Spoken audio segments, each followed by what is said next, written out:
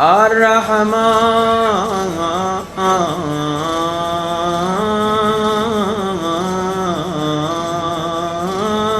الرحیم. دعائے سرکار امام زمانہ سب مل کے بلند آواز. اللہم کل ولیک حجت ابن الحسن صلواتک علیہ وعلی آبائه فی هذه الساعة وفي كل ساعة وليا وحافظا وقائدا وناصرا ودليلا وعينا حتى تسكنه أرضك وتمتعه فيها برحمتك يا أرحم الراحمين. صلوات آل محمد وعجل فرجهم. أما بعد فقد قال الله تبارك وتعالى في كتابه المجيد بسم الله الرحمن الرحيم إنما وليكم الله ورسوله والذين آمنوا الذين يقيمون الصلاة ويؤتون الزكاة وهم راكعون. بلند صلوات.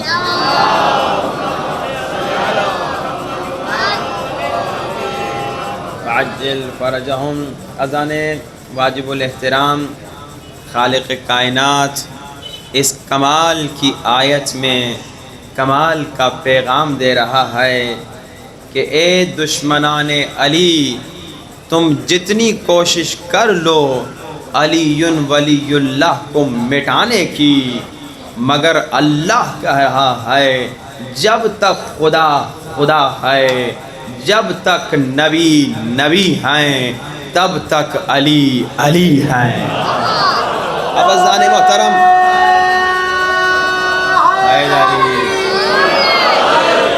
اس آیے کریمہ میں اللہم صلی علی محمد وآل محمد وعجل فرجہم، اس آیے کریمہ میں ایک اور مسئلہ بھی حل ہو جا رہا ہے. اکثر لوگ کہتے ہیں ہم نے اللہ کو مان لیا تو کافی ہے، ہم نے لا الہ الا اللہ کہہ دیا تو کافی ہے. اصل میں وہی دشمنان علی کہتے ہیں، کہتے بس لا الہ الا اللہ کہہ دیا تو کافی ہے. تو اللہ کہتا ہے دیکھو خالی لا الہ الا اللہ کہنا کافی نہیں ہے، کیونکہ شیطان بھی مجھے مانتا تھا. اللہ کہہ رہا ہے خالی لا الہ الا اللہ کہنا کافی نہیں ہے، شیطان بھی مجھے مانتا تھا، شیطان بھی لا الہ الا اللہ کہتا تھا، مگر شیطان بن گیا، رجیم ہو گیا، کافر بن گیا. خدایا شیطان کافر کیوں بنا؟ شیطان رجیم کیوں بنا؟ شیطان کیوں بنا؟ تو آواز آئی شیطان مجھے مانتا تھا، مگر جسے میں نے بنایا اسے نہیں مانتا تھا. شیطان اللہ کو مانتا تھا یا علی، شیطان اللہم صلی علی محمد، یعنی ایک فیصلہ ہو گیا نا کہ جو شیطان نہیں بننا چاہتا وہ اللہ کو بھی مانے، جس کو اللہ منوائے اسے بھی مانے. ورنہ اللہ کی نظر میں وہ شخص شیطان ہو جاتا ہے، رجیم ہو جاتا ہے. اللہ کی نظر میں وہ شخص کافر ہو جاتا ہے جو اللہ کو تو مانتا ہے مگر اللہ کے بنائے ہوئے کو نہیں مانتا. شیطان نے اللہ کو کتنے سجدے کیے، 6000 سال بعض روایتوں میں شیطان اللہ کو سجدہ کر رہا ہے۔ خدایا اس نے ایک سجدہ آدم کو نہیں کیا تو تو ناراض کیوں ہو رہا ہے؟ تو اللہ کہے گا کیونکہ میرا قانون ہے، اگر مجھے مانتے ہو تو مجھے بھی مانو، جسے میں نے بنایا اسے بھی مانو۔ بس عزیزان محترم، میدان غدیر خم میں بھی جب ایک نے علی کا انکار کیا، اللہ نے اس پر پتھر کا عذاب نازل کر کے بتایا علی کو بھی میں نے بنایا ہے۔ اللہ نے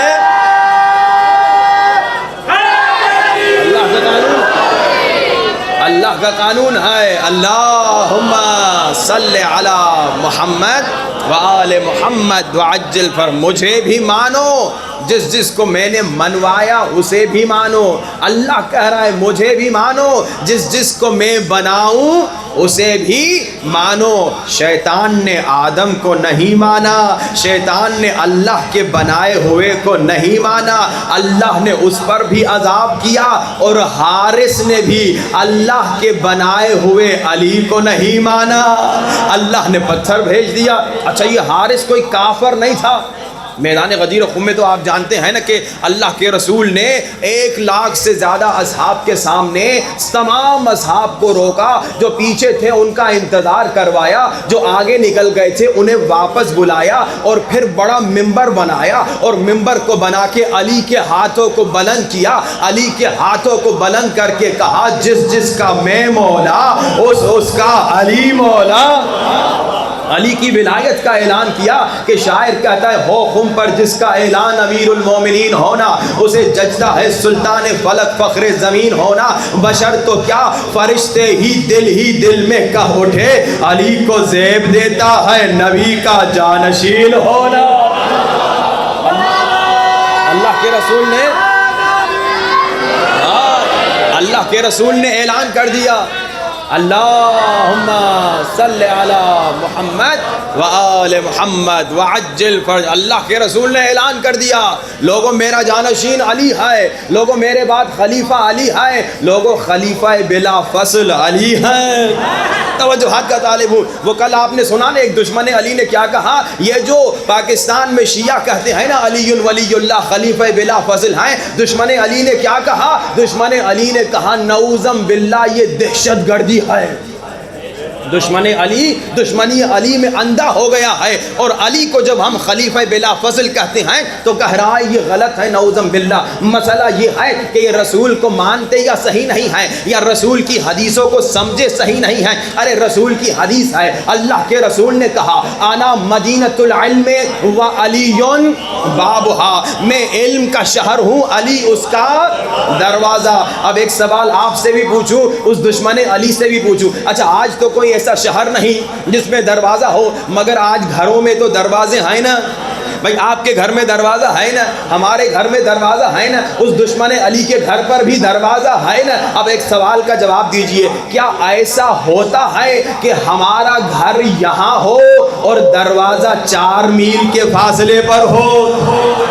پتہ نہیں 4 میل سمجھے یا نہیں، 1 2 3 4 بھائی کیا ایسا ہوتا ہے کہ آپ کا گھر یہاں ہو اور دروازہ 4 میل کے فاصلے پر ہو؟ نہیں بھائی، جہاں گھر ہوتا ہے وہی در ہوتا ہے، گھر میں اور در میں فاصلہ نہیں ہوتا۔ تو انا مدینۃ العلم و علی بابھا، میں علم کا شہر ہوں، علی اس کا دروازہ، شہر میں اور دروازے میں فصل نہیں بلا فصل ہوتا ہے، فصل نہیں ہوتا۔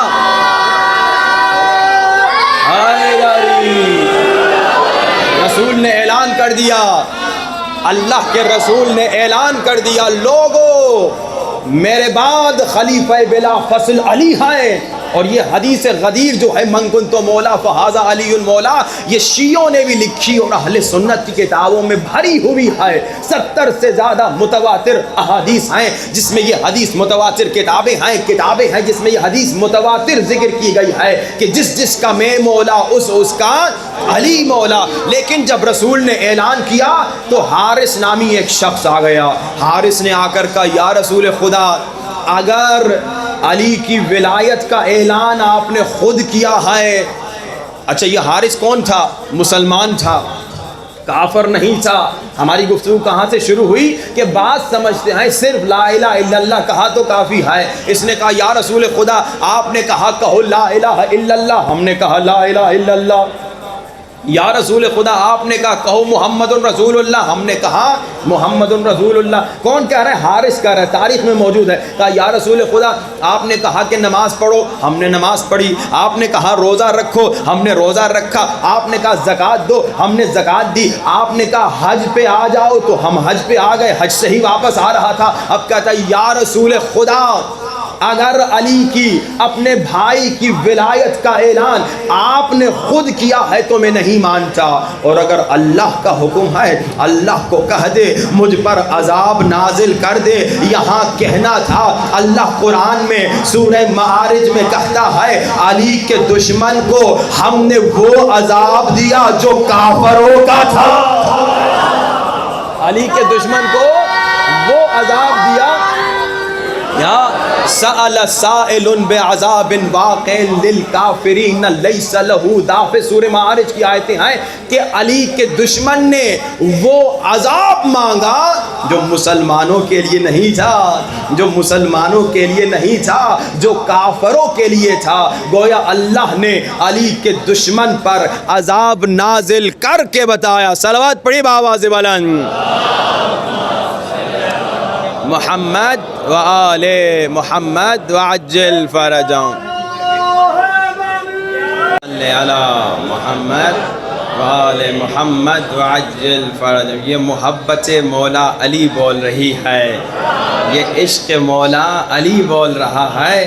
تو اب ہم بھی آپ کو ایک شعر ہدیہ کر لیں کہ شاعر کہتا ہے بغیر حب علی مزہ نہیں ملتا، بغیر حب علی مزہ نہیں ملتا، عبادتوں کا ہرگز صلہ نہیں ملتا۔ خدا کے بندو سنو غور سے کہ خدا کی قسم جسے علی نہیں ملتے اسے خدا نہیں۔ اگر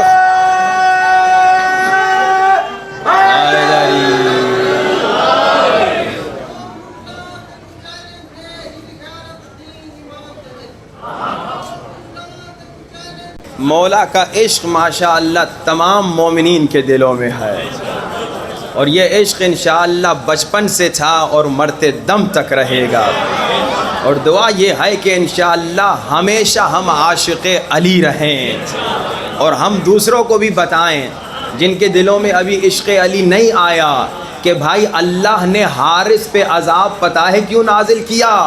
حارث نمازی بھی تھا، حارث روزے دار بھی تھا، مگر اللہ نے حارث پر عذاب نازل کر کے بتایا لوگوں مجھ سے دوسری چیزیں برداشت ہو سکتی ہیں مگر علی کی دشمنی برداشت نہیں ہوتی۔ بھائی یہ محبت دوسروں کے دلوں میں بھی ڈالیے۔ اللہ نے حارث پہ عذاب نازل کر کے بتایا کہ اللہ کی نظر میں وہ شخص جو علی سے دشمنی کرتا ہے وہ اسلام کے دائرے میں نہیں رہتا، کیونکہ اللہ نے اس پہ کافروں کا عذاب نازل کیا۔ عزیزان محترم عشق علی ماشاء اللہ آپ سب کے دلوں میں ہے، عشق علی انشاءاللہ یہ دوسروں کے دلوں میں بھی ڈالیے۔ جیسے میں نے کہا تھا کہ ہمارے اہل سنت کے بھائی بھی عاشق ہیں اہل بیت کے، ہمارے اہل سنت کے بھائی بھی عاشق علی ہیں، ہمارے اہل سنت کے بھائی بھی عاشق حسین ہیں، عاشق رسول ہیں، مگر بعض دشمن انہیں دھوکہ دیتے ہیں۔ وہی دشمن جو علی ولی اللہ کا انکار کرتے ہیں وہ انہیں دھوکہ دیتے ہیں، اور کبھی کبھار ہم غلطی کر کے انہیں خود سے دور کر دیتے ہیں۔ اپنے سنی بھائیوں کو قریب کیجئے، کیونکہ آپ کے دل میں بھی وہی رسول کی محبت ہے، ان کے دل میں بھی رسول کی محبت ہے۔ آئیے رسول کی محبت کے ذریعے سے اپنے سنی بھائیوں کو اٹریکٹ کیجئے۔ اب یہ قرآن کی آیت بتا رہی ہے لوگو انما ولیکم اللہ، سنی بھائیوں کو بتائیے بھائی قرآن تو ہم سب پڑھتے ہیں، قرآن تو ہم سب مانتے ہیں، قرآن کہہ رہا ہے ایک میں اللہ تمہارا ولی، اللہ کہہ رہے صرف مجھے نہ مانو بلکہ میں اور اعلان کر رہا ہوں میرے ساتھ رسول کو بھی مانو۔ رسول کو تم سب نے مان لیا، رسول کو ہم سب نے مان لیا، لیکن اللہ کہہ رہا ہے حالت رکوع میں زکوٰۃ دینے والے علی کو بھی مانو۔ یہاں رک کیوں جاتے ہیں؟ یہاں چپ کیوں ہو جاتے ہیں؟ جیسے خدا کو مان رہے ہو، جیسے رسول کو مان رہے ہو، ویسے علی کو بھی مانو۔ یہ اللہ کا حکم ہے کہ علی کو اگر نہیں مان رہے تو تم مشکل میں پڑو گے۔ جیسے نبی کو نہ ماننے سے مشکل میں پڑو گے، جیسے خدا کو نہ ماننے سے مشکل میں پڑو گے، اسی طرح اگر علی کو نہیں مانو گے تو مشکل میں پڑو گے۔ اور جو علی کو مانتا ہے اس کے لیے تو مشکل نہیں رہتی۔ جو علی کو مانتا ہے اس کے لیے تو مشکل نہیں رہتی۔ کہ شاعر کہتا ہے ہر درد کے لبوں پہ سجا ہے دوا کا نام، حاجت سے پوچھ لے کبھی حاجت روا کا نام، گر تجھ کو یقین نہیں تو آزما کے دیکھ، مشکل کی موت ہے میرے مشکل کشا کا نام۔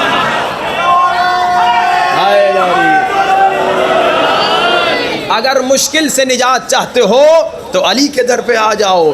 اور جیسے کل میں نے آپ کو کینسر کا نسخہ سنایا تھا، امام جعفر صادق کا نسخہ تھا، علی کے بیٹے کا نسخہ تھا، اللہم صلی علی محمد و آل محمد وعجل فرجہم۔ اہل بیت کے در پہ آؤ، بڑی سے بڑی مشکل کے ساتھ آؤ، مشکل ختم ہو جائے گی۔ آج بڑی سے بڑی بیماریاں ہیں جن کا دنیا میں علاج نہیں، مگر اہل بیت کے در پہ علاج ملتا ہے، اہل بیت کے صدقے علاج ملتا ہے۔ مگر شرط کیا ہے؟ کل آپ نے سنا، شرط یہ ہے کہ انسان گناہوں سے دور ہو۔ ہم گناہ کیوں کرتے ہیں؟ ہم گناہ کب کرتے ہیں؟ ہر انسان سے اگر آپ پوچھے کیا تو گناہ کرنا چاہتا ہے، شروع میں وہ کہے گا نہیں، میں کیوں گناہ کروں، میں کوئی گندا آدمی ہوں، میں کیوں گناہ کروں۔ کوئی انسان گناہ کرنا نہیں چاہتا، مگر کل آپ نے سنا شیطان دھوکہ دیتا ہے۔ شیطان کہتا ہے میں سیدھے راستے پہ بیٹھوں گا، میں سنیما جا کے گمراہ نہیں کروں گا، وہ تو شیطان کے آدمی ہیں، میں غلط جا کے گمراہ نہیں کروں گا، میں پب میں کلب میں جا کے گمراہ نہیں کروں گا، وہ تو شیطان کے آدمی ہے۔ شیطان کہتا ہے میں مسجد میں آؤں گا، میں امام بارگاہ میں آؤں گا، سیدھے راستے پہ بیٹھوں گا اور وہاں سے لوگوں کو غلط ایڈریس دوں گا۔ جیسے رسول کے زمانے میں بھی، رسول کے جانے کے بعد بھی جب نئے لوگ آتے تھے مدینے میں، لوگ انہیں غلط ایڈریس دیتے تھے، پھر آخر میں سلمان صحیح ایڈریس پہ لاتے تھے۔ صلوات پڑھیے بآواز بلند، محمد وآل محمد وعجل فرج۔ شیطان کا کام یہی، جتنے آپ بیٹھے مومنین مومنات، ابھی میں پوچھوں کوئی گناہ کرنا چاہے گا؟ آپ کہیں گے توبہ استغفر اللہ، میں گناہ کروں؟ میں بولوں گانے سننے چاہو گے؟ آپ کہیں گے اللہ معاف کرے، ہاں یہ کیا باتیں کر رہے ہیں۔ میں کوئی گناہ کا نام لوں، کوئی فلاں گناہ کرو گے؟ آپ کہیں گے توبہ توبہ۔ جب آپ یہاں بیٹھ کے کہہ رہے ہیں توبہ توبہ میں گناہ نہیں کروں گا، پھر کیوں گناہ کرتے ہیں؟ شیطان کا دھوکہ۔ شیطان سیدھے راستے پہ بیٹھتا ہے اور سیدھے راستے سے آپ کو غلط ایڈریس دیتا ہے۔ کل آپ نے سنا مومن تھا مسجد میں آیا، حدیث روایت ہے مومن مسجد میں آیا، مگر مسجد سے جب نکلا تو فاسق بنا۔ شیطان نے اسے دھوکہ دیا، تو تو بڑا نمازی ہے، تو تو بڑا نیک انسان ہے، تو تو نماز شب پڑھنے والا ہے، تو تو قرآن پڑھنے والا ہے۔ شیطان دیکھتا ہے بھائی یہ مومن ہے، بڑا عزادار ہے، آنکھوں سے آپ سے گناہ نہیں کروا سکتا۔ شیطان دیکھتا ہے اس سے گالی نہیں کہلوا سکتا کیونکہ علی کا چاہنے والا ہے۔ شیطان کہتا ہے اس سے گانے نہیں سنوا سکتا۔ شیطان کہتا ہے اس سے میں ہاتھ سے خیانت نہیں کروا سکتا، تو اب کیا کروں؟ اب یہ نماز پڑھ رہا ہے، اب یہ عزاداری کر رہا ہے، اب یہ نیک عمل کر رہا ہے۔ شیطان کہتا ہے اسی نیک عمل سے اسے تباہ کروں، اسی نیک عمل سے اسے تباہ۔ یہ خطرناک بیماری ہے، یہ جو آپ کورونا سے ڈرتے ہیں اس سے بڑی خطرناک بیماری ہے، یہ جو آپ کینسر سے ڈرتے ہیں اس سے خطرناک بیماری ہے، کیونکہ کینسر، کورونا، یہ جس طرح کی دنیا کی بیماریاں ہیں یہ آپ کی کتنی زندگی تباہ کریں گے، 60-70 سال، مگر یہ بیماری عجب جس پہ کل گفتگو ہوئی یہ آپ کی ابدی زندگی تباہ کرے گی۔ انسان سنبھل کے رہنا، شیطان کے دھوکے میں نہ آنا۔ شیطان بڑا خطرناک، ایک عابد تھا، عابد 40 سال اس نے عبادت کی۔ ہم اور آپ کتنی عبادت کرتے ہیں جانتے ہیں؟ آپ گھر جا کے کیلکولیٹ کیجئے گا۔ ایک صاحب نے حساب کیا، انہوں نے کہا اگر کسی کی 60 سال عمر ہو تو اس میں صرف 2 سال عبادت کرتا ہے، 20 سال تو نیند میں گزار دیتا ہے۔ یعنی 60 سال والے صرف 2 سال عبادت کرتے ہیں، اور یہ عابد کون تھا جس نے 40 سال عبادت کی، اور کہاں؟ جنگل و بیابان میں رہتا تھا۔ اور 40 سال عبادت کے بعد شیطان نے پہلے کہا ایسے عبادت کرنے دو۔ شیطان نے پہلے روکا عبادت سے روکنے کی کوشش کی مگر نہیں روکا۔ شیطان نے کہا اب عبادت کرنے دو، اب عبادت کرنے دو، اب میں آخری ٹائم پہ اس پہ حملہ کروں گا۔ 40 سال اس نے عبادت کی. شیطان نے ایک دن اسے کہا واہ بھائی واہ, اب تو نے اتنی جو عبادت کی ہے تو نے جنت کی قیمت ادا کر دی. ہم یہ کہتے ہیں یا نہیں, ہم یہ سمجھتے ہیں یا نہیں, میں تو اتنا آزادار ہوں, میں تو پکا جنتی ہوں. بھائی کیوں پکا جنتی؟ کیا گارنٹی ہے؟ کیونکہ نماز زیادہ پڑھی ہے, کیونکہ ماتم زیادہ کیا ہے, کیونکہ عزاداری زیادہ کی ہے؟ یعنی ناز کر رہے ہو, اپنے عمل پہ ناز کر رہے ہو کہ میں بڑا عابد, میں بڑا عزادار. نہیں, شیطان بڑا خطرناک ہے, حملہ کرتا ہے بڑی خطرناک جگہ پہ. عابد 40 سال عبادت کرتا ہے, کہتا ہے اب تو میں نے جنت کی قیمت ادا کر دی. اب اللہ اسے ہدایت دینا چاہ رہا تھا, اے عابد تو کیا سمجھتا ہے 40 سال کی عبادت کے بعد تو پکا جنتی ہے, تجھے جنت ملے گی؟ اب ہم یہی سمجھتے ہیں, ہمیں آ کے یہ بھی بتایا جاتا ہے نا تم پکے جنتی ہو. کل اگر ٹائم رہا تو اس پہ گفتگو کروں گا کہ ہم پکے جنتی ہیں یا کچے جنتی ہیں. یہ انشاءاللہ کل اگر یاد رہا تو اس پہ گفتگو ہوگی. اب اللہ نے عابد کو ہدایت دینا چاہیے. عابد نے کہا کہ میں نے تو جنت کی قیمت ادا کر دی, اتنی عبادت کی. جس جنگل میں رہتا تھا نا وہاں بڑی پیاری نہریں تھیں, بہت زیادہ درخت تھے, بہت زیادہ پھل فروٹ تھے. اللہ نے نہروں کو خشک کر دیا, نہریں خشک ہو گئیں, درخت خشک ہو گئے. اب وہ جنگل جو جنت تھا وہ صحرا بن گیا, بیابان بن گیا, جہنم بن گیا. اب رہنے کے قابل نہ تھا. پہلے جب بھوک لگتی تھی فروٹ کھاتا تھا, پیاس لگتی تھی تو نہروں کا پانی پیتا تھا. اب سب خشک ہو گیا. اللہ نے اسے ہدایت دینی تھی. اب یہ عابد وہاں سے نکلا, اس نے کہا یہاں نہیں رہا جا سکتا. عابد نکلا کہ کسی اور جگہ جاؤں. چل رہا ہے, پورا بیابان ہے, پورا صحرا ہے, سخت گرمی ہے. عابد کو پیاس لگی, اور پیاس اتنی لگی کہ اب مرنے والا ہے اور کوئی پانی دینے والا نہیں. اچانک عابد کے سامنے ایک آدمی نظر آیا. اچانک, کوئی آدمی نہیں تھا, اس کے ہاتھ میں مشکیزہ تھا, پانی تھا. عابد نے کہا اے اللہ کے بندے, میں پیاس سے مر رہا ہوں, تھوڑا پانی دو گے؟ آدھا گلاس پانی دو گے؟ میں پیاس سے مر رہا ہوں. اس شخص نے کہا پانی تو میرے پاس ہے مگر مفت میں نہیں دوں گا, قیمت کیا دو گے؟ اس نے کہا میں تو فقیر ہوں, میرے پاس تو کچھ نہیں, نہ پیسہ ہے, نہ سونا ہے, نہ زمین ہے. اس شخص نے کہا تو پانی نہیں دوں گا. اب عابد چلتے چلتے کہتا ہے اے اللہ کے بندے, میرے پاس ایک چیز ہے, میں نے اللہ کی 20 سال 40 سال عبادت کی ہے, جس میں سے 20 سال کی عبادت تمہیں دوں گا, تو مجھے آدھا گلاس پانی پلا دے. اس نے کہا یہ معاملہ ٹھیک ہے, تمہاری 20 سال کی عبادت کا ثواب مجھے, اور میں بدلے میں آدھا گلاس پانی دیتا ہوں. اس نے پانی پیا, جان میں جان آئی, چلنے لگا. اب گرمی ہے, صحرا ہے, بیابان ہے. چلتے چلتے چلتے کئی گھنٹوں کے بعد یہ پانی والا سامنے چل رہا ہے, جو اچانک نظر آیا, جو تھا نہیں. یہ پانی والا سامنے چل رہا ہے, عابد پیچھے. چلتے چلتے جب بہت پھر پیاس لگی, کہا وہ جو 20 سال دوسرے بچے ہیں نا عبادت کے, اس کا ثواب بھی تجھے آدھا گلاس اور پانی پلا دے. یہاں اس نے پھر 20 سال کا ثواب دیا, آدھا گلاس پانی پیا, اور اچانک وہ غائب ہو گیا. وہ فرشتہ تھا اللہ کا. آواز آئی اے اپنی 40 سال کی عبادت پہ ناز کرنے والے, دیکھ لیا اپنی عبادت کی قیمت؟ تیری 40 سال کی عبادت ایک گلاس پانی کے برابر ہے, اور تو کہہ رہے میں نے جنت کی قیمت ادا کر دی. آج ہم تھوڑی عزاداری کرتے ہیں, تھوڑا ماتم کرتے ہیں, تھوڑی نماز پڑھتے ہیں, سمجھتے ہیں ہم پکے جنتی. یعنی اس کی 40 سال کی عبادت اللہ کے ایک گلاس پانی کے برابر تھی بس. اللہ سمجھا رہا ہے تم دن میں کتنی مرتبہ پانی پیتے ہو, کتنی مرتبہ تم پانی پیتے ہو, کتنی مرتبہ سانس لیتے ہو, کتنی مرتبہ ان آنکھوں سے دیکھتے ہو, کتنی مرتبہ ان کانوں سے سنتے ہو. یہ اللہ کا ہے سب کچھ. کس بات پہ ناز؟ حضرت ایوب کا واقعہ ہے. حضرت ایوب پر بہت مصیبتیں آئیں, اللہ نے امتحان کرنا چاہا. حضرت ایوب سے اللہ نے ان کی گائے بھینسیں لے لی, سب مر گئی. بہت مال تھا, پیسہ لے لیا, بہت بچے تھے, بچے لے لیے, بچے مر گئے.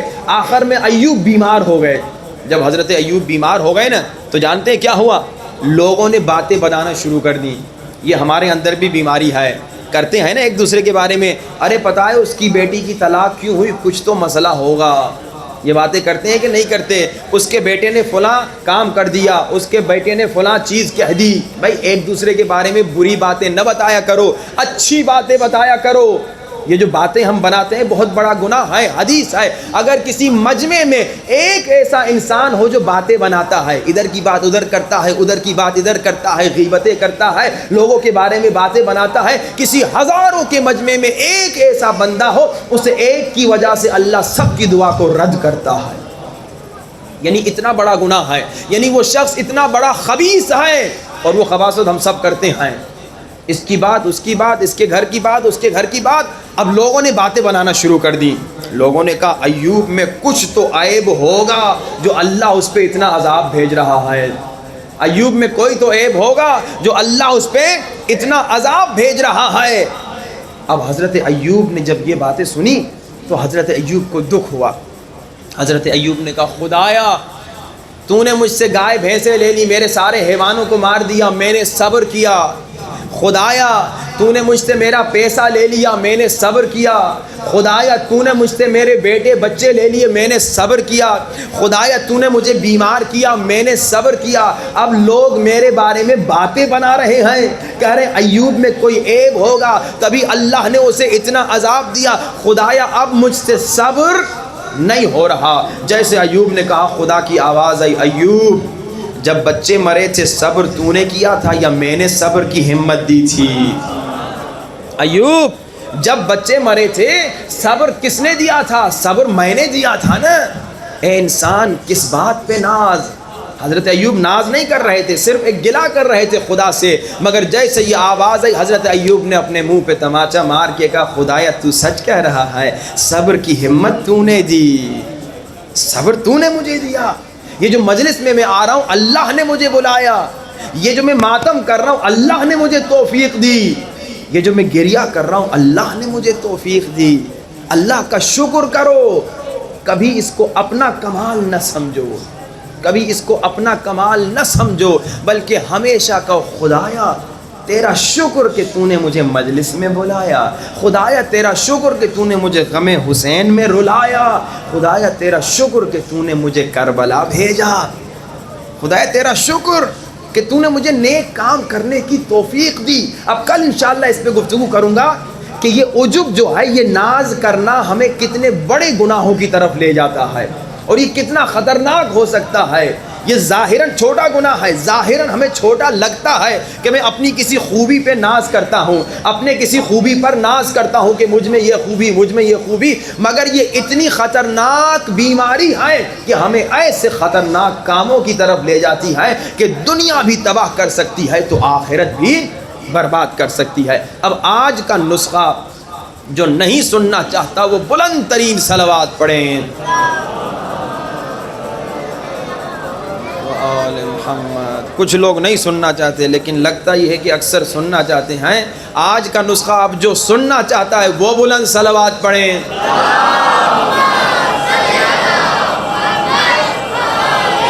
محمد وعجل۔ اچھا کل کا نسخہ کیا تھا؟ کل کا نسخہ یہ تھا، میں نے وعدہ کیا ہر روز ایک نسخہ بتاؤں گا۔ کل کا کینسر کا علاج تھا کہ ہے 7 دن کا نسخہ، بعض کو 40 دن میں شفا ملی، بعض کو 1 سال میں۔ کیا تھا؟ نماز فجر کے بعد شروع میں 100 مرتبہ صلوات، پھر 70 مرتبہ سورہ فاتحہ، 70 مرتبہ سورہ توحید، 70 مرتبہ سورہ ناس، 70 مرتبہ سورہ فلق اور 70 مرتبہ آیت الکرسی ہم فیہا خالدون تک، آخر میں بھی 100 مرتبہ صلوات بارش یا زمزم کے پانی پر پڑھیں۔ آج کا نسخہ کمال کا نسخہ ہے، یہ وہ نسخہ ہے جس کے ذریعے سے آپ اگر چاہیں پہاڑوں کو ہلا سکتے ہیں۔ کمال کا نسخہ، سپر پاور نسخہ، لیکن وہ شرط یاد رکھیے گا۔ میں نے کیا کہا؟ شرط یہ ہے کہ آپ جو ہے نا گناہ پہ کنٹرول کریں۔ میں آپ کو ایک مثال دوں، پہلے ایک کمال کی مثال۔ ایک آدمی بہت موٹا ہو گیا ہے، بہت موٹا ہو گیا ہے، اسے اب احساس ہوا کہ بھائی میں نے وزن گرانا ہے۔ کسی سے اس نے پوچھ لیا کہ بھائی میں وزن گراؤں تو کیا کروں؟ تو کسی نے اسے کہا پہلا کام یہ کرو کہ روزانہ 1 گھنٹہ جوگنگ کرو، دوڑو، ایکسرسائز کرو۔ اب یہ بیچارہ روزانہ 1 گھنٹہ دوڑتا تو ہے، مگر دوڑنے کے بعد جب دوڑ کے گھر واپس آتا ہے مکھن بھی کھاتا ہے، پراٹھا بھی کھاتا ہے، نہاری بھی کھاتا ہے، پائے بھی کھاتا ہے، سچ سچ بتاؤ اس کا وزن کم ہوگا یا اوپر ہوگا؟ اس کا وزن اوپر ہوگا۔ اب یہ 6 مہینے تک روزانہ 1 گھنٹہ دوڑ رہا ہے، روزانہ 1 گھنٹہ دوڑتا ہے، پھر آ کے نہاری اور پائے شائے کھاتا ہے، وزن بڑھا اور آ کے پھر گلا کرنے لگا، بھائی آپ نے تو کہا تھا کہ ہر روز دوڑو گے تو ہمارا وزن کم ہوگا، مگر ہمارا وزن تو بڑھ گیا۔ تو لوگ پوچھیں گے بھائی دوڑنے کے علاوہ اور کیا کرتے تھے؟ جب کہے گا نہاری بھی کھاتا تھا، پائے بھی کھاتا تھا، پراٹھے بھی کھاتا تھا، تو ہر آدمی یہی کہے گا وزن گرانے کے لیے تمہیں دوڑنے کے ساتھ، ایکسرسائز کے ساتھ کھانے پر بھی کنٹرول کرنا ہے، اور انشاءاللہ اس پہ عمل کیجئے۔ پاکستان میں ہم دیکھتے ہیں ماشاءاللہ مومنین کے یہ نکلتے ہیں بہت زیادہ پیٹ، تو یہ بہت بری بات ہے، اپنا وزن کم کیجئے۔ یہ جو موٹا ہو جاتے ہیں نا، یہ کوئی اچھی بات نہیں، یہ کوئی کمال نہیں۔ مرد بھی عورت بھی شادی سے پہلے تو بڑا اسمارٹ ہوتے ہیں کہ ہم پتلے ہوں اور اچھے لگیں، اور شادی کے بعد پتہ نہیں کیوں گائے بھینس بننے لگتے ہیں۔ اللہ نے انسان بنایا ہے تو گائے بھینس نہ بنے۔ وہ گائے بھینس ہے جو کھاتی رہتی ہے، اسے پتہ نہیں چلتا۔ جب مجھے اللہ نے انسان بنایا ہے تو کھانے پہ کنٹرول کرو۔ ہاں جی چاہتا ہے کھاؤں، مگر اپنے لیے قانون بنائیے کہ میں نے 2 روٹیاں کھانی ہے، اس سے زیادہ نہیں کھانی، میں نے 1 روٹی کھانی ہے، اس سے زیادہ نہیں کھانی، اور ارادے پہ مضبوط رہیے۔ تو موٹا انسان ورزش کرے گا، ساتھ میں کنٹرول کرے گا تو وزن گرے گا۔ اسی طرح اہل بیت کے نسخے ناممکن کو ممکن کرتے ہیں، مگر شرط ہے نسخے کے ساتھ گناہ پہ کنٹرول کرو۔ اگر آپ 1000 دن تک بھی نسخوں پہ عمل کریں گے اور ساتھ میں گناہ کریں گے تو کوئی اثر نہیں ہوگا۔ کل میں نے 7 دن کا نسخہ بتایا، کوئٹہ کے ایک مومن نے تجربہ کیا، انہیں کینسر تھی، 7 دن میں وہ ٹھیک ہو گئے۔ 7 دن کا، مولا نے کہا 7 دن کا نسخہ ہے، مگر جب زبان سے غیبت ہو، جب آنکھوں سے نامحرم کو دیکھیں، جب کانوں سے گانے سنیں، غیبتیں سنیں، تہمتیں سنیں، فتنے سنیں، جب خود فتنے کرائیں، تو پھر آپ دیکھیے بعض کو 40 دن میں، بعض کو 1 سال میں، بعض کو 10 سال شاید لگ جائیں، مگر نتیجہ نہ ملے۔ کل دعائے کمیل ہم نے پڑھی تھی، ایک جملہ تھا، خدایا میرے ان گناہوں کو بخش دے جن کی وجہ سے دعائیں جیل میں چلی جاتی ہیں۔ کبھی ہم گناہ کرتے ہیں، ہمارے گناہ کی وجہ سے اللہ دعا قبول کرنا چاہتا ہے، مگر گناہ کی وجہ سے دعا جیل میں چلی جاتی ہے۔ تو خدا را گناہ سے بچیے، پھر دیکھیے اہل بیت کے نسخے کتنے پاورفل ہیں۔ اب آج وہ نسخہ سنانا ہے جو پہاڑوں کو ہلانے کے لیے کافی ہے، یعنی اگر آپ چاہیں اس سے پہاڑ ہلا سکیں، یعنی کیا؟ اب کل پہاڑ کے سامنے نہ جائیے گا پہاڑ ہل کیوں نہیں رہا، ہاں بھائی، یہ پہاڑوں کو ہلانے کی 2 باتیں ہیں۔ ایک تو آپ خود کو پاک کریں تو پہاڑ ہلا بھی سکیں گے، لیکن دوسری بات یعنی اتنا سپر پاور ہے کہ آپ اس سے بڑے بڑے کام کر سکتے ہیں۔ ایک مومن تھا، آسٹریلیا سے قم آیا، قم میں ایک آیت اللہ ہے، ابھی حیات ہیں، ابھی استخارہ نہیں کرتے، پہلے استخارہ کرتے تھے، ابھی بہت کم کرتے ہیں۔ ایک آیت اللہ ہیں، ان کا استخارہ بڑا مشہور تھا۔ ہمارے دوست آسٹریلیا سے قم آئے، انہوں نے ان کی بڑی تعریف سنی، تو انہوں نے کہا میں ان کو ٹیسٹ کرتا ہوں کہ ان کی اتنی تعریف سنی ہے، کیا واقعی بھی یہ حقیقتاً اتنے پاورفل ہیں یا نہیں۔ اچھا وہ کیا کرتے تھے، نماز کے بعد بیٹھتے تھے، لوگ لائن میں کھڑے ہوتے تھے، لوگ آگے کہتے تھے آغا صاحب استخارہ کروائیے، یہ نہیں کہتے تھے کہ شادی کا ہے، بزنس کا ہے، نوکری، نہیں، آغا صاحب استخارہ کروائیے۔ وہ قرآن کھولتے تھے، کہتے تھے شادی اچھی نہیں ہوگی، آدمی نیت نہیں بتاتا تھا۔ پھر دوسرا کہتے تھے آغا صاحب بزنس کے لیے کوئی استخارہ کیجئے، وہ یوں قرآن کھولتے تھے، یعنی وہ بتاتا نہیں تھا، خالی کہتا تھا استخارہ کیجئے، یہ قرآن کھولتے تھے، کہتے تھے بزنس میں کامیابی ہوگی، بسم اللہ شروع کرو۔ تو اس ہمارے دوست نے ان کی بڑی تعریف سنی تھی، اس نے کہا میں ٹیسٹ کروں، اور انہوں نے کہا کہ میں ان سے 2 استخارے کرواؤں گا، دونوں جھوٹے، یعنی کوئی نیت نہیں ہوگی، جا کے دیکھوں کہ انہیں پتہ چلتا ہے یا نہیں۔ لائن میں کھڑے ہو گئے، نمبر آیا، کہا ہا جگہ استخارے، آغا صاحب استخارہ کروائیے۔ انہوں نے یوں قرآن کھولا، دیکھ کر کہا جھوٹا استخارہ کیوں کروا رہے ہو؟ یعنی اتنی پاورفل شخصیت۔ اس نے کہا میرا ارادہ تھا، مجھے کوئی یقین تو ہوا، لیکن میرا ارادہ 2 استخارے تھا۔ میں پھر لائن میں کھڑا ہو گیا، کہا پھر میں لائن میں کھڑا ہوا، پھر میں نے نمبر آیا، میں نے کہا آغا استخارہ، انہوں نے قرآن کھولا، کہا 1 مرتبہ ٹیسٹ کیا، یقین نہیں آیا، 1 مرتبہ ٹیسٹ کیا، یقین نہیں آیا، کہا اب مجھے یقین آ گیا، اب مجھے یقین آ گیا کہ یہ کوئی عام ہستی نہیں ہے، اللہ نے انہیں ایک کمال کی طاقت دی ہے۔ اب جب سب لوگ چلے گئے، انہوں نے کہا میں نے کہا آغا صاحب میں بہت دور سے آیا ہوں، آسٹریلیا سے آیا ہوں، مجھے کوئی ایسا نسخہ بتائیے جس سے مشکلات ختم ہو جائے۔ آج کل مشکلات بہت زیادہ ہیں نا، آج کل تکلیفیں بہت زیادہ ہیں، مصیبتیں بہت زیادہ ہیں۔ انہوں نے کہا مجھے ایسا نسخہ بتا دیجئے جس کے ذریعے سے مشکلات ختم ہو جائیں. تو آیت اللہ نے کہا ایسا نسخہ بتاؤں گا، کیونکہ اتنی دور سے آئے ہو تبھی، ایسا نسخہ بتاؤں گا اگر اس پہ عمل کرو گے تو اگر چاہو پہاڑوں کو ہلا سکتے ہو. یہ میرا جملہ نہیں، آیت اللہ کا جملہ ہے. اچھا اب میں آپ کو نسخہ انشاءاللہ بتاؤں گا تو آپ لوگ سن کے کہیں گے اچھا یہ تھا نسخہ، یہ تو ہمیں پہلے سے پتا تھا. یہ ہم مومنین کی ایک عادت ہوتی ہے. مومنین سمجھتے ہیں مولانا صاحب نے جو اتنی بڑی بات بتائی اب پتہ نہیں کوئی نئی بات بتائیں گے. وہ ایک صاحب کا مشہور واقعہ ہے کہ انہوں نے جناب دریا کے دوسری پار رہتے تھے. استاد کو کہا کہ استاد میں دیر میں پہنچتا ہوں، اس کی وجہ یہ ہے کہ پل تو ہے نہیں، کشتی کبھی ٹائم پہ آتی کبھی دیر میں آتی ہے. تو استاد نے کہا کوئی بات نہیں، میں تمہیں ایک تعویذ دیتا ہوں، یہ تعویذ اپنے ساتھ رکھ، پھر تجھے کشتی کا انتظار کرنے کی ضرورت ہی نہیں ہوگی، بس تو پانی پہ ایسے چل کے آنا جیسے تو زمین پہ چلتا ہے. اب یہ روز پانی پہ چلتا تھا جیسے زمین پہ چلتے ہیں. ایک دن اس نے کہا یہ کھول کے دیکھوں یہ تعویذ ہے کیا. جب کھولا تو دیکھا بسم اللہ الرحمن الرحیم. کہا اچھا یہ تو مجھے بھی پتا تھا، یہاں اس نے کہا یہ تو مجھے بھی پتا تھا، ڈوبنے لگا پھر نہ چل سکا. کبھی کبھار یہ پرابلم ہم میں ہوتی ہے، ہم کہتے ہیں بھائی یہ تو مجھے بھی پتا تھا، مولانا آپ نے اتنا بڑا چڑھا کے بس ویسے ہی خطابت میں آپ نے ایک بات کو بڑا کر کے پیش کیا. نہیں، یہ حقیقتاً بڑی بات ہے. اور یہ نسخہ میں نے کراچی میں ابھی ایام فاطمیہ میں ایک جگہ پہ کہا 40 دن تک اس پہ عمل کریں، کوشش کریں 1 سال تک عمل کریں، کم سے کم 40 دن. پھر میں پڑھ کے واپس مشہد گیا. اب جیسے میں نے کہا تھا جب آپ پاک ہوں گناہ نہ کریں تو آپ کو جلدی جواب ملتا ہے. ایک لڑکے نے مجھے فون کیا، جوان لڑکا تھا. اس نے کہا مولانا آپ نے جو نسخہ بتایا تھا نا، ہم نے صرف 3 دن ابھی عمل کیا اس پہ، ہماری مشکل ختم ہو گئی. یعنی اتنا پاورفل نسخہ ہے، اتنا سپر پاور نسخہ ہے. لیکن اس پہ انشاءاللہ کوشش کیجئے گا کم سے کم 40 دن عمل کریں، کم سے کم 40 دن عمل کریں. اور جو بھی آپ کی، لیکن وہ یاد رکھیے گا، موٹے والی مثال یاد رکھیے گا کہ بھائی موٹا انسان جب وزن گراتا ہے ساتھ میں گناہ پر بھی کنٹرول کرنا ضروری ہے ایکسرسائز کے. اسی طرح ان اعمال سے اگر آپ فائدہ حاصل کرنا چاہتے ہیں تو ساتھ میں گناہ پر کنٹرول ضروری ہے. اور انشاءاللہ جب اس نسخے پہ آپ عمل کریں نا، حاجتیں تو آپ کی بہت ہوں گی. یقیناً ہر انسان کی زندگی میں کئی حاجتیں ہیں، حاجتیں تو بہت ہوں گی.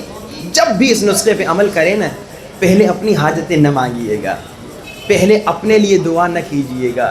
جب اس پہ عمل کریں نا انشاءاللہ، سب سے پہلے ہاتھوں کو بلند کر کے آنکھوں سے آنسو بہاتے ہوئے یہ دعا ضرور مانگیے گا، خدایا یوسف زہرا کا جل ظہور فرما. یہ ضرور کوشش کیجیے گا. جب بھی حاجت ہو نا، جب بھی دعا ہو، جب بھی کچھ اللہ سے فقیری کرنی ہو، جب بھی اللہ سے کچھ مانگنا ہو نا، تو اپنے لیے بعد میں مانگنا، پہلے امام زمانہ کے ظہور کی دعا کرنا کہ خدایا اسے بھیج دے جو سالوں سے رو رو کے دعا کر رہا ہے کہ خدا مجھے بھیج دے. خدایا اسے بھیج دے جو تڑپ تڑپ کے دعا کر رہا ہے، خدایا مجھے آنے تو دے، میں ان ظالموں کے ہاتھوں کو توڑ دوں گا جنہوں نے اماں زہرا کے اوپر آگ کا دروازہ گرایا. امام کے ظہور کی ضرور دعا کیجئے، امام زمانہ کے ظہور کے لیے ضرور دعا کیجئے. اور وہ نسخہ کیا ہے؟ کمال کا نسخہ یہ ہے، ہر نماز کے بعد، نماز فجر کے بعد، نماز ظہر کے بعد، نماز عصر کے بعد، نماز مغرب کے بعد، نماز عشاء کے بعد، فجر ظہر عصر مغرب عشاء 5 نمازوں کے بعد، ہر نماز کے بعد 1 مرتبہ دعائے توسل پڑھنا. جب بچپن سے آپ صرف منگل کو پڑھتے آئے ہیں. دعائے توسل کیا ہے؟ 14 معصومین سے فقیری، 14 معصومین سے فقیری. اے میرے رسول، خدایا مجھے رسول کا واسطہ. اے میرے مولا علی، خدایا تجھے علی کا واسطہ. اے میری بی بی زہرا، خدایا تجھے بی بی زہرا کا واسطہ، ہماری مشکل کو ختم کر دے. آئیے آج دعائے توسل سے گریہ شروع کریں، اہل بیت سے فقیری کریں، ہاتھوں کو بلند کر کے کہیں یا وجیہن عند اللہ اشفع لنا عند اللہ، یا وجیہن عند اللہ اشفع لنا عند اللہ. بلند آواز، یا وجیہان اشفع لنا عند اللہ یا وجیہان اشفع لنا خدایا تجھے رسول خدا کا واسطہ امام زمانہ کا جلد ظہور فرما۔ آج مجلس میں امام زمانہ کو بلانا ہے، اور کیسے پتہ چلے گا امام آئے ہیں؟ علماء کہتے ہیں جب مجلس میں موجود ہر انسان کا دل تڑپتا ہے اور ہر انسان کی آنکھوں سے آنسو یوں بہتا ہے جیسے اسے لگتا ہے کہ سامنے وارث خون حسین ہے، تو وہ سمجھ لے کہ مجلس میں اس نے آقا کو بلا لیا ہے۔ اگر چاہتے ہو مجلس میں مولا امام زمانہ آئے ہیں، مولا امام زمانہ فرماتے ہیں لوگو اگر چاہتے ہو میں تمہاری مجلسوں میں آؤں، دو مصائب ضرور پڑھا کرو۔ ایک میری پھپھی زینب، ایک میرے چچا عباس۔ اگر تم میری پھپھی اور چچا کے مصائب پڑھو گے میں ضرور آؤں گا۔ آج امام زمانہ کو بلانا ہے۔ مولا مجھے نہیں معلوم ابھی آپ کہاں ہیں، مگر میرا دل کہتا ہے شاید اماں زہرا کی ٹوٹی ہوئی قبر پہ جنت البقیع میں رو رہے ہیں اور رو کے کہہ رہے اماں مجھے آنے تو دے، میں اس ظالم کی ٹانگوں کو توڑ دوں گا جس نے دروازے پہ لات ماری۔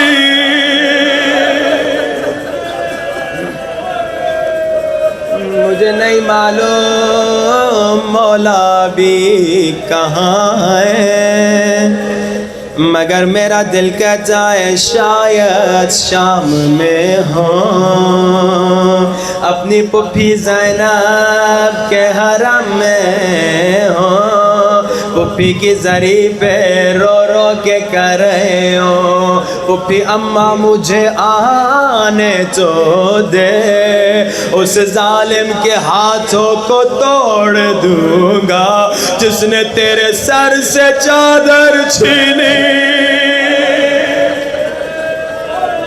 امام زمانہ میرے مولا میرے آقا مجھے نہیں معلوم ابھی آپ کہاں ہیں، مگر مولا جہاں بھی ہیں تھوڑی دیر یہاں بھی آئیے، آنکھوں کو بند کرو سینوں پہ ہاتھ رکھو، بلند آواز سے سب مل کے مولا کو سلام کرو، السلام علی الحسین، بلند آواز السلام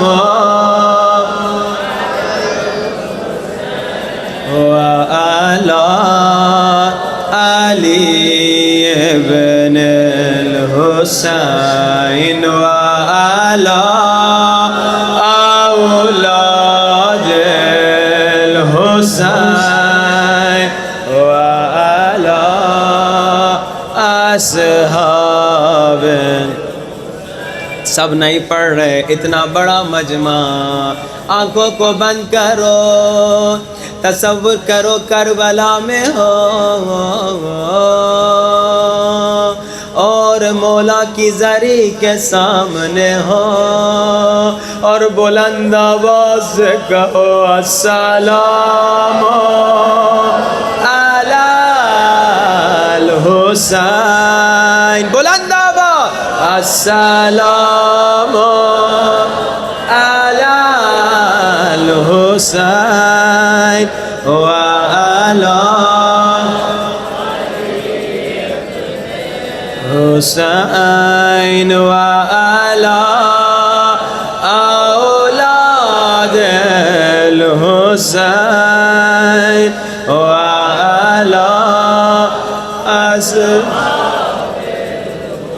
آنکھوں کو بند کر کے کربلا کو تصور کرو، جو کربلا گئے ہیں انہیں یاد ہوگا، اور جو نہیں گئے وہ سن لیں۔ کربلا میں جہاں بھی جاؤ گے تڑپ تڑپ کے رو گے۔ میں جب پہلی مرتبہ کربلا گیا تھا، مولا حسین کے حرم سے زری ہے مولا سے صحن کی طرف آیا، میں نے صحن میں ایک اور زری دیکھی، ایک زری نظر آئی جس زری کے اندر کوئی قبر نہیں تھی، مگر لوگ زری کو پکڑ پکڑ کے رو رہے تھے۔ مجھے معلوم نہیں تھا، میں نے خادم سے پوچھا، اے خادم اندر تو کوئی قبر نہیں، یہ لوگ کیوں رو رہے ہیں؟ خادم نے رو کر کہا یہ وہ جگہ تھی جہاں زہرا کا لال 3 دن کا پیاسا ہائے خون میں ڈوبا ہوا آئے تڑپ رہا تھا، شمر سینے پہ بیٹھا تھا، 70 قدم سے زینب دیکھ رہی تھی۔ یہ وہ جگہ تھی جہاں حسین تڑپ رہے تھے، زینب دیکھ رہی تھی، سکینہ رو رہی تھی، کوئی بابا کو بچائے۔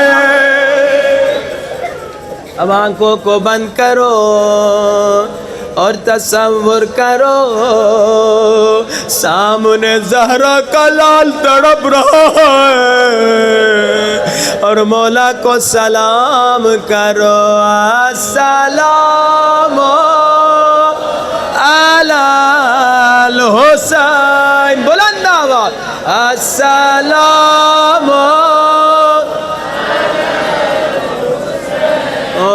علی علی ابن الحسین وعلی اولاد الحسین وعلی اصحاب۔ امام زمانہ کو بلانا ہے، بی بی زینب کے مصائب پڑھنے، لیکن بی بی کی ولادت سے شروع کرنا ہے۔ بی بی کی ولادت ہو گئی، 3 دن تک بی بی کا ابھی نام نہیں رکھا گیا۔ کیوں؟ کیونکہ اللہ کے رسول نہیں آئے تھے۔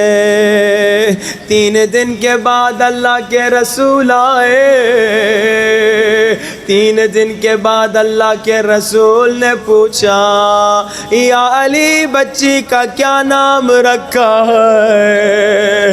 علی نے کہا یا رسول خدا آپ کے ہوتے ہوئے میں اپنے بچوں پہ نام نہیں رکھوں گا۔ اللہ کے رسول نے کہا زہرا کے بچوں کا نام میں بھی نہیں رکھوں گا، زہرا کے بچوں کا نام اللہ رکھے گا۔ روایت میں ملتا ہے جبریل نازل ہوئے، جبریل نے کہا یا رسول خدا اس بچی کا نام زینب رکھو۔ اللہ کے رسول نے نام زینب رکھا، مگر زینب کے چہرے کو چوم چوم کے رونے لگے۔ ہائے بی بی زہرا نے پوچھا بابا ولادت پہ تو رویا نہیں جاتا. اللہ کے رسول نے کہا زہرا ابھی جبریل نے مجھے بتایا ہماری بچی بچپن سے مصیبتیں دیکھے گی. ابھی جبریل نے مجھے بتایا زینب بچپن سے مصیبتیں دیکھیں گی. یہی ہوا بچپنے میں زینب نے اماں کی ٹوٹی ہوئی پسلیاں دیکھی. جوانی میں بابا کے سر پہ ضربت دیکھی. پھر حسن کا جگر پھٹتا دیکھا. پھر حسین کی لاش پہ گھوڑے دوڑتے دیکھے. ہر مصیبت بہت بڑی تھی مگر سب سے بڑی مصیبت جانتے ہو کیا تھی؟ زینب کے لیے سب سے بڑی مصیبت حسین کی شہادت سے زیادہ مصیبت، حسن کی شہادت سے زیادہ مصیبت، بابا علی کی شہادت سے زیادہ مصیبت، آئے اماں زہرا کی شہادت سے زیادہ مصیبت. اور سر سے چادر کا چننا تھا. یہ بی بی وہ تھی جو نانا کے روزے پہ رات کو جاتی تھی. مگر اس بی بی کو بازاروں میں لایا گیا. ایک فارسی کا شعر سنانا چاہتا ہوں. جب ظالم بی بی کو بازار میں لے کر آئے نا، شاعر کہتا ہے شاید بی بی زینب نے اپنے بھائی کے سر کی طرف دیکھ کر کہا ہو حسین جانا چشمت رو ببند، میری جان حسین اپنی آنکھوں کو بند کر دو، تجھ سے برداشت نہیں ہوگا. فارسی کا نوحہ خان کہتا ہے زینب نے کہا جان زہرا حسین تجھے اماں کی پسلیوں کا واسطہ آنکھوں کو بند کر دے. کیوں آنکھوں کو بند کریں؟ اولاد والوں مجھے معاف کرنا، امام زمانہ اگر آئے ہیں مولا مجھے معاف کیجئے گا. شاعر کہتا ہے زینب کہہ رہی ہے حسین اپنی آنکھوں کو بند کر دو. کیوں؟ کیونکہ خواہری کے اورا ندید نامحرم، تیری وہ بہن زینب جسے کبھی نامحرم نے نہیں دیکھا. شمر می برد بازار، اسی زینب کو شمر بازار لے جا رہا ہے. سب اشارہ کر رہے ہیں دیکھو وہ زینب ہے. تیری وہ بہن جسے کبھی نامحرم نے نہیں دیکھا، آج سب دیکھ کے کہہ رہے ہیں دیکھو وہ زینب ہے. روتی ہوئی آنکھوں سے ہاتھوں کو بلند کرو، ہاتھوں کو سروں سے بلند. نہ شرماؤ میرے اللہ ہمارے گنہگار ہاتھوں کو نہ دے. تجھے بی بی زینب کے زخمی ہاتھوں کا واسطہ جنہیں ظالموں نے گردن کے پیچھے باندھا تھا. امام زمانہ کا جلد ظہور فرما 5 مرتبہ بلند آواز سے اللہم اجل ولی یک الفرج. بلند آواز اللہم اجل ولی اللہم اجل ولی اللہم اجل ولیک الفرج. اللہم اجل ولی. میرے اللہ امام زمانہ کا جلد ظہور فرما. میرے اللہ جو بیمار ہیں بحق بیمار کربلا انہیں شفا نصیب فرما۔ میرے اللہ جو بے اولاد ہیں انہیں بحق علی اصغر اولاد نصیب فرما۔ ہم سب کو امام زمانہ کی زیارت نصیب فرما۔